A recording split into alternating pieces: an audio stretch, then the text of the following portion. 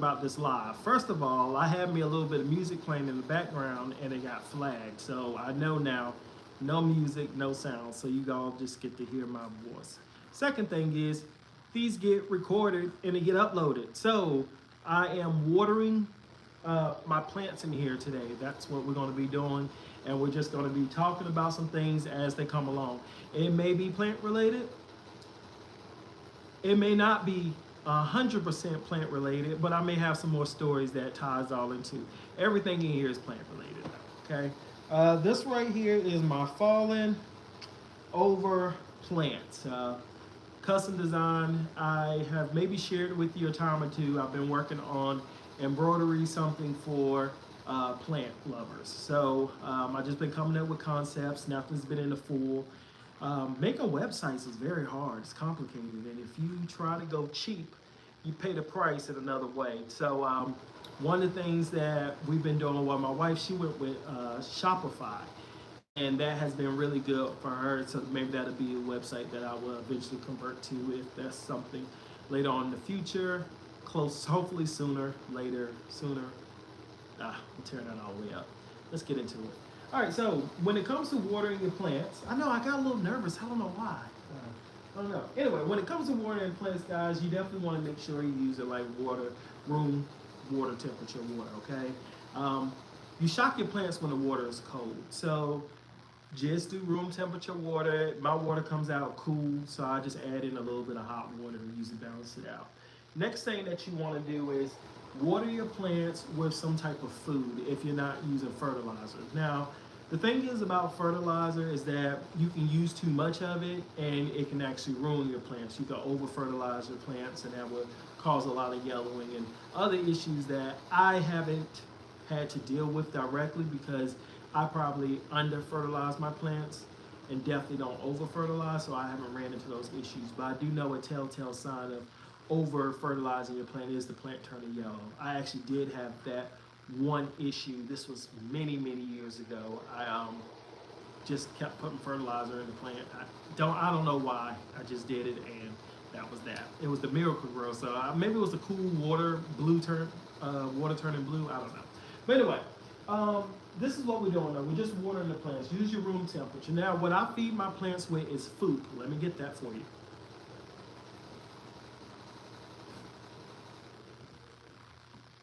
Food right here. You can go on Amazon if you like, but that's where I get mine from. I don't know if they have a website directly you can order from and if it's cheaper or not. I just like the fact is I order from Amazon and it's usually here in about two to 3 days. This is a big one. They have them in smaller sizes. I'll give you an example of the next size I have, which I consider the small. It's not the exact one, but it's here.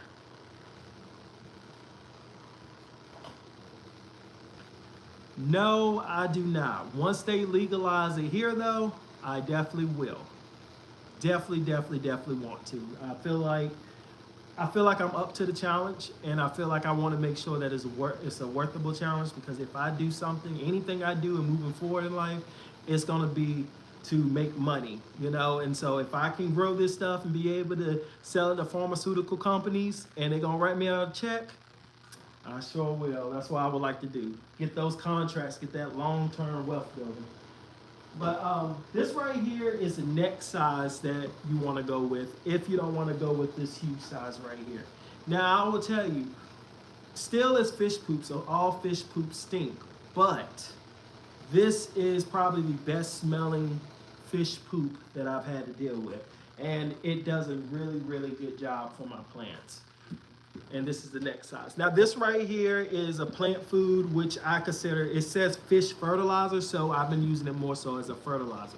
Works really good. This is, I bought this at the beginning of the year, right before we got ready to go into the warmer months, and it's been here the whole time. I got like half of it, and I even was fertilizing my plants outside as well. Again, you don't want to fertilize your plant with every watering. This is something I was giving to my plants. I fertilized them twice, so every 8 weeks I threw this in. I am not going to fertilize them none this fall and winter, and that's because I give my plants plant food, so I'm not worried about them really missing anything. But let's get into a little bit of maybe some problematic plants that I do have going on inside of the plant room. And if any of you all watched my long form video, I don't really know which one to balance more. I do my shorts. My shorts are usually I get straight to the point, but I don't get to be as personable, and I feel like my plants are my journey. Like that's what, the reason why I created this page was so I could share what my journey of plants is like, and to be able to help somebody who maybe was thinking about getting into it too. I am definitely a test that plants do bring a lot of peace. The reason that I really enjoy them is because it reflects the work that I put into them. Um, anyway, let's talk a little bit. Right here, I don't know if you can see this good. I'll pick it up. Is the Monstera Esqueleto. Now, gay love for plants. Okay. I don't know exactly what it means, but yeah, plants do make me happy. But check this out. This is a Monstera Esqueleto, and I did the repotting for this plant probably about 3 weeks ago. Not 3 weeks ago, 3 months ago. It wasn't the worst repot. I repotted the way I repot every single other plant. Some of them do better than the others. This plant, I feel like I'm dealing with like a moisture issue. So what I've been doing is checking the soil frequently, every 2 to 3 days, just sticking my finger in there, making sure that it's doing all right. Now, I'm going to give this plant water because yesterday when I checked it, I had to go all the way down to the bottom to feel a little bit of moisture.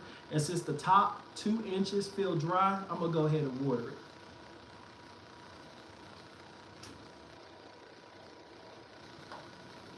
Now, I'm going to be putting the plant food inside of here. Now, depending on how many plants you're watering and what size container you have, that determines how much plant food you're going to put in here. Do I measure mine all the way? No, I don't. And I've never had a problem with overfeeding my plants causing a problem. So definitely give my plants more than enough than to give them less than what they need. So I put 2 pumps inside of here. You can see it's pretty dark. Now, if I had like a stirrer or something, I could really spin it around.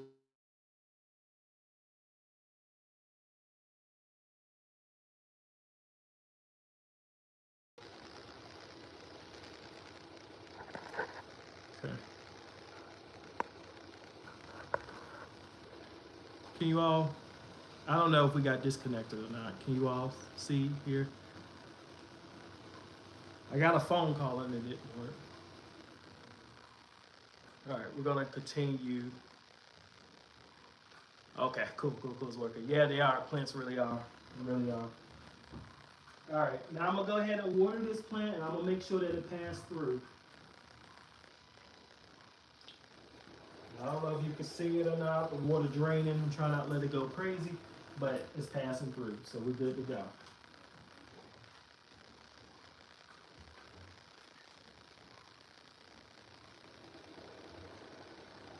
Now, if I could do a few things a little bit different when I started this plant journey, it probably would have been just to slow down. I know I talked about it a lot in my videos, but I feel like I probably missed some really good plants trying to get so many.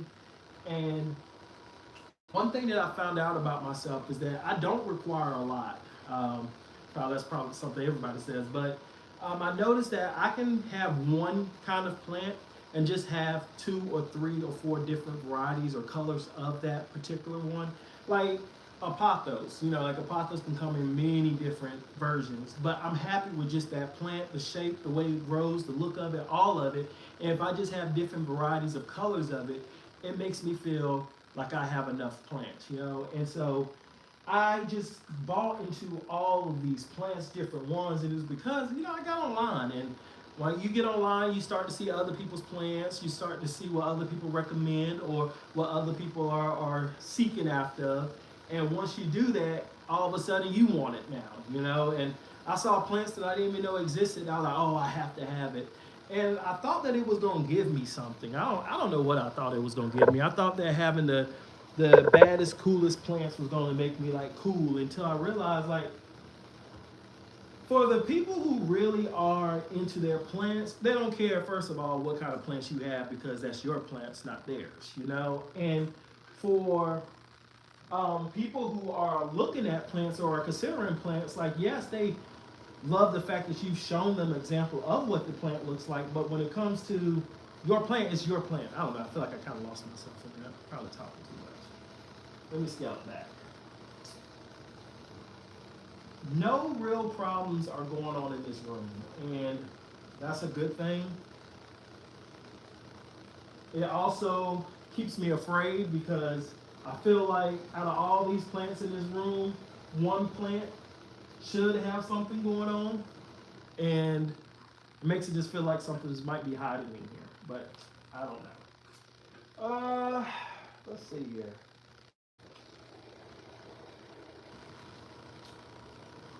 I got into plants again, and I feel like I'm rambling at this point.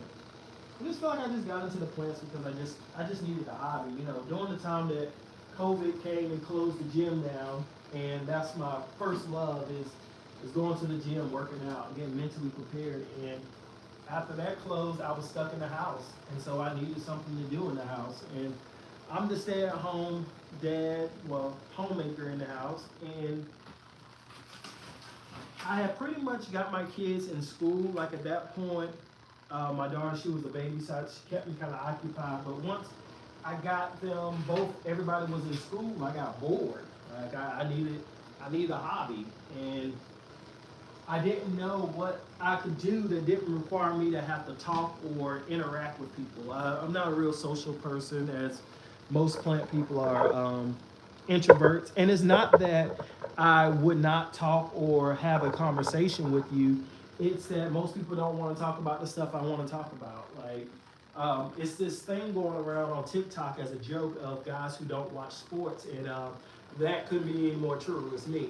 So when I get around a group of guys, I always feel a little left out because I don't watch the stats of sports. I don't care about that. Now we start talking about a new plant that's coming out, some genetics that just got morphed together, and we about to get a pink Monstera Thai constellation. Now we talking about some stuff like that, and you got my attention. Or if we're just talking about gardening in general, because that's one of the things that I want to get into more is gardening outside. Because guys, the way this world is headed, you definitely want to be able to grow your own fruits and vegetables. I mean, a lot of stuff is coming out with no seeds and stuff as it is. So it's hard to even get some of the stuff started. So while we can, if you can grow or just get into it, I think that it'll benefit you, and it'll probably be a good business venture. Like, if these crops aren't going to be available and stuff, what if you have your own farm for organic that people can actually come there, pick it themselves, get what they want, like take the labor out, like just be able to do that. And it costs you a little bit of money now to get some land, but from there, you know. Anyway, yeah, I just needed something just to occupy my time, and I didn't know it was going to turn into this. I went to, on Father's Day, I told my wife I wanted to get some plants. Before I got there, sorry, I see some words on the screen. Oh yeah, most definitely. When I went for Father's Day and I told my wife I wanted some plants, I had no idea that this was going to be the outcome. I had already tried with the pothos, and it was another like 2 or 3 plants I had bought around Christmas time, and they were still doing all right that year. So I had the confidence to finally be like, you know what, I definitely want to do this journey.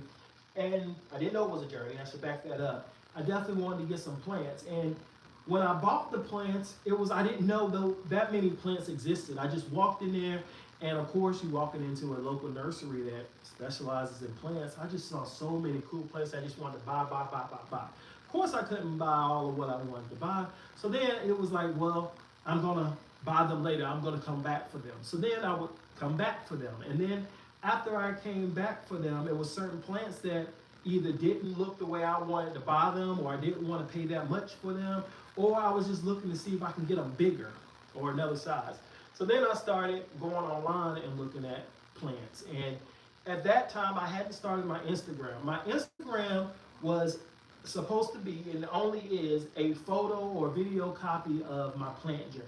And this page right here is supposed to be me teaching and talking about the plants, but it just never felt natural for me to continue just doing teaching tutorial videos. Like those are great, and I teach anytime that I can. However, to actually get in and talk to you about these specific plants, what they mean to me, like where I was at when I got them, would I get them again, things like that, to me resonates a little bit closer than just telling you how to care for this pothos. Like I don't know, it could be or it could not be. Now, let's keep it high, and I've always kept it real with you all. Is if in order for my YouTube channel to grow, all we want to talk about is self-care plants, I have no problem doing self-care videos because I'm here to grow. That's what I'm here for. I'm here to help a niche and a need that anybody need help in. So, but the only thing is I can only talk about what I know. I can't talk about the things I don't know. I can't talk about how to take care of a cactus. I can't talk about those things because I don't know, and I'm not going to waste my time to share those with you. So, education, plants. If you really are serious into getting into plants, I definitely say the first thing is do your research. You always do your research because you need to know how big the plant's going to get, if you have the right things that you need. And honestly, if we're really being for real, you need to know if you can afford that plant. Plants can cost a lot more than what you think that they do. It can start off as just a simple alocasia or a simple philodendron or a simple, and I don't know why alocasia was on my mind. I definitely don't have any of them, but they are starting to stand out to me now, especially the stingray. Very beautiful plant. You need to know what you get ready to walk yourself into and what you're about to commit yourself to. Would you just walk into the grocery store and pick up something randomly and bring it home to cook? No, you wouldn't. You would pay attention to it. So it's the same thing that needs to be done with your plants because I've seen it far too often because I myself did it a lot. You don't know what you get. You go to the store, you pick up this plant, and you just assume that the way that you care for your other plants is the way you should care for this plant.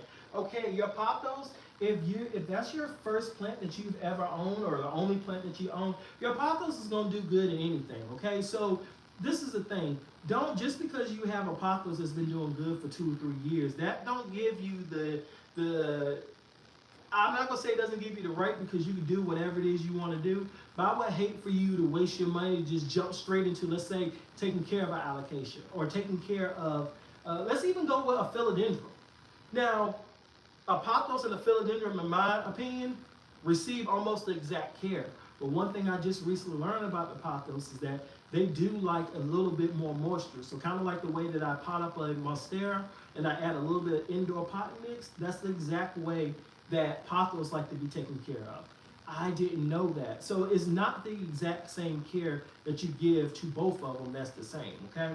So this is just something that I learned recently, but what I'm saying, when you get your plant and you care for that plant, you do good, and then you just jump and decide to go to a very complicated plant, you overwhelm yourself. And once you overwhelm yourself, you're not going to want to continue doing the journey, and you start to just think that you can't get it right. I didn't leap as to make the biggest jump, but I spent a lot of money on plants that I should have waited on, learned how to care for the much cheaper ones, took that knowledge to the next one, built up, and then I could have stacked up and probably would have had double the amount of plants that I have now. But I guess that's a time for another story because I don't know. But some of my disease-prone, pest-prone plants, out of my monstera collection is the Sliptopicania. I would say that this plant right here, I've treated it for mealybugs at least 2 times. I don't know what it is about that plant, and it's odd that none of the other plants are catching it. Which whenever I do treatment on a plant, I always do treatment on the surrounding plants. Like the stuff that I use for right now, I still don't feel. So here's the thing. I'm going to share with you what I'm using right now for pests, but it's still a trial. So I'm not telling you to go to the store and do it, but the stuff that I've been using, that I've been recommending to you guys, it works. But if you really have a really bad outbreak, it's almost impossible to get in there and get every single one unless you cut the plant all the way up and do a full repot. And even then, if you're not careful and you use some of that soil that have those mealybugs in there, you still can just spread it to the next one. But I'm gonna go get that stuff, the 209, so that I can show that with you of what I've been using, okay?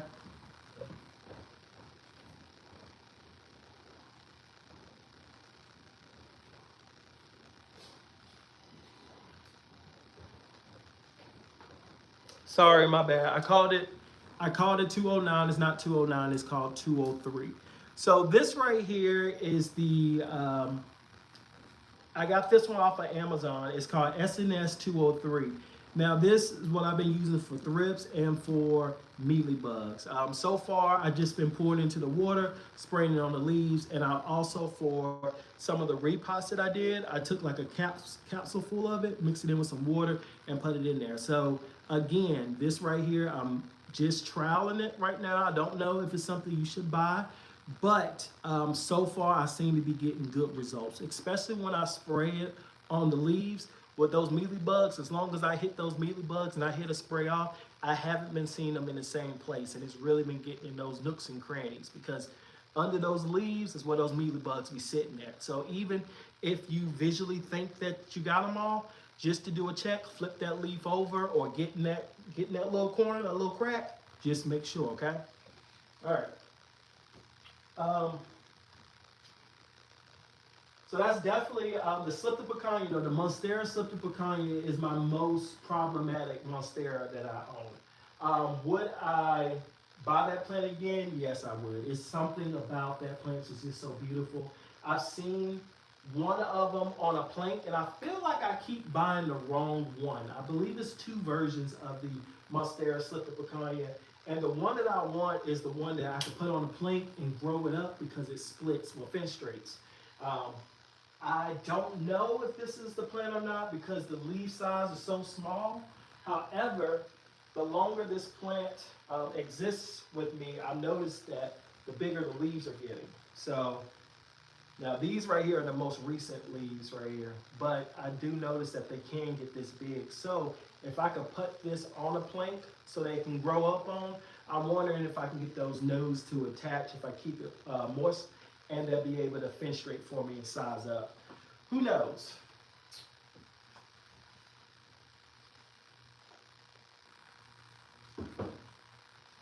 Now, one of the plants that I am very, very interested in, and it does have a little bit of on the leaf right here. I did a repot on this plant. I don't know if the video came out yet, of this Monstera Pin. I can't pronounce it, and you all, I'm not going to tear it up, but it starts with a P. It's Pinnnt. If you put that in it, I'll finish the rest of it. But this Monstera right here is waking up. I still don't know 100% of how it's supposed to look.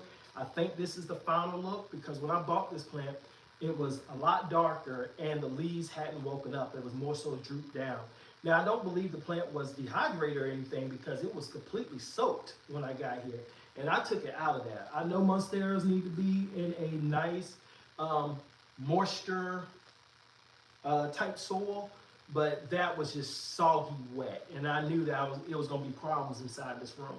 So I definitely gave it a repot, but I did the 50% indoor pot mix, which is half the pot mix in this particular one. And then I did orchid bark and perlite. Now, what I did was put orchid bark at the bottom of this pot, because this pot right here, this green one that you see on the outside, is actually not the size of it. Maybe we can show you a little bit closer. Oh my goodness. Every time I do a live, I bump a plant.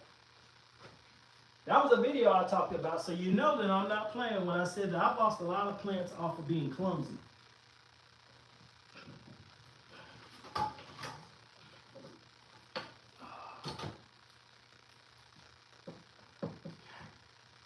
Let's see what we got going on. So one thing is,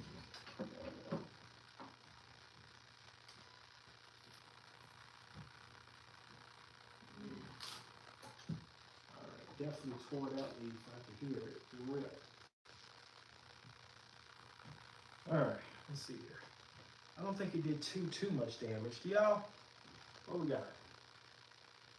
No, we're good. Just water. I think that's the thing that saved me, guys.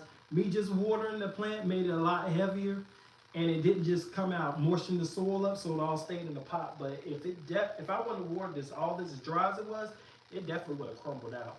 And I'm just making sure my new growth didn't get affected. Nope. I mean, it sucks if I lose my new leaves, but this is the thing is I can get rid of new if I can get rid of the old if the new's coming in. But if the new gets hurt, it takes a while. Let's put this here. And yeah, I learned my lesson with that.